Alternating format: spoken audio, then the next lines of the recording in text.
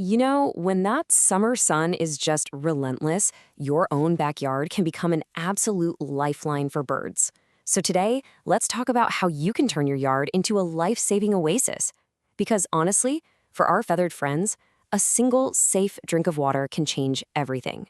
But that brings up a really important question. You've got a bird bath out there, which is great, but is it actually helping or could it be hurting? You might think any water's good water, but a poorly set up bird bath can be a real danger. So let's break down how to get it right. First up, we need to really understand the stakes here. When the temperature skyrockets, birds are up against this silent but totally deadly threat. This isn't just about being a little uncomfortable. We're talking about survival. And it all boils down to some pretty basic biology. Okay, so here's the fundamental difference. When we get hot, we sweat. Simple. Birds, they can't do that. They have to pant, kind of like a dog, or they'll even lift their wings away from their bodies to let heat escape.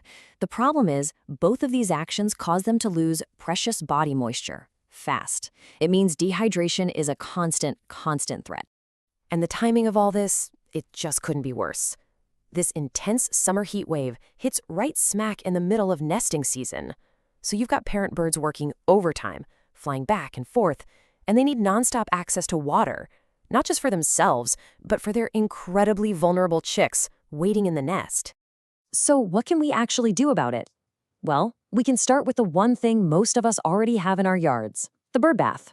And believe me, just a few simple fixes can transform it from a potential hazard into the perfect little haven. And here it is, the perfect formula.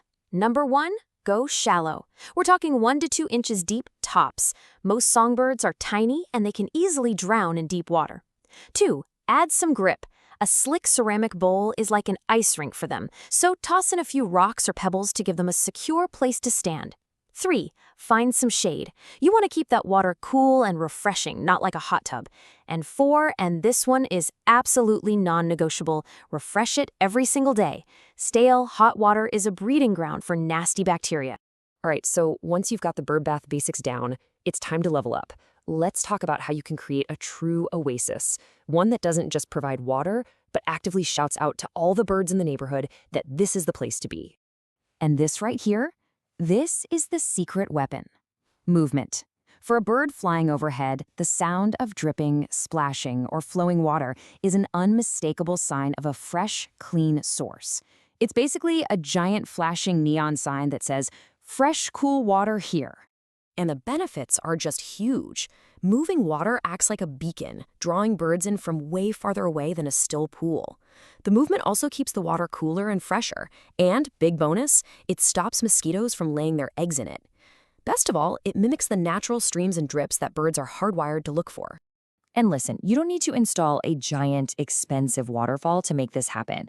A simple dripper that releases one drop at a time, a little solar-powered fountain, or even a gentle mister can create that irresistible sound and motion.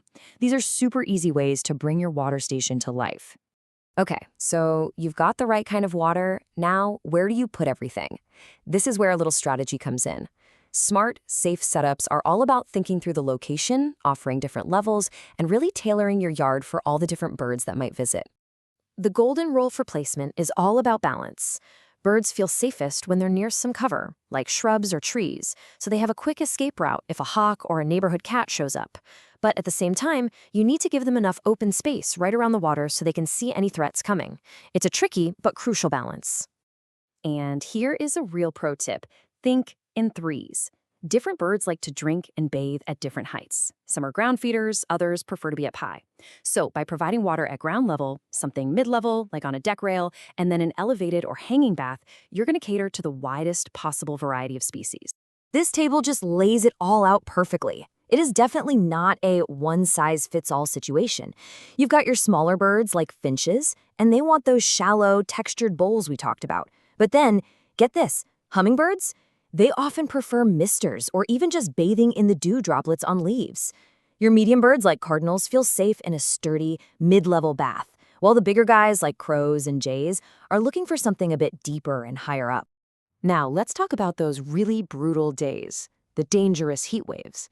This is when your backyard can go from being just a nice, helpful spot to a literal, life-saving emergency room. This is your chance to be a real hero. When the heat is extreme, you need an emergency plan. Put out multiple water sources, not just one. If you're home, try to refresh that water in the middle of the day when it's hottest. Tossing in a few ice cubes can give them some temporary relief. Even a simple patio umbrella can create instant, much-needed shade. And most importantly, keep an eye out for any birds that look distressed, panting really heavily or letting their wings droop.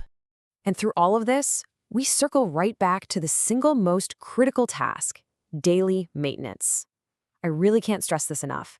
In hot weather, water gets nasty fast. It can become a toxic soup of algae and bacteria in just hours. A quick scrub and a rinse every single day is absolutely essential. Trust me, a dirty bird bath is worse than no bird bath at all, because the birds know better and they will just avoid it.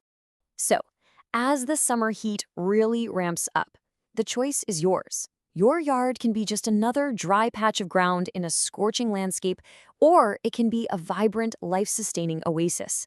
By taking these simple steps, you're not just helping birds survive the summer, you're helping them thrive. So, which one will you choose?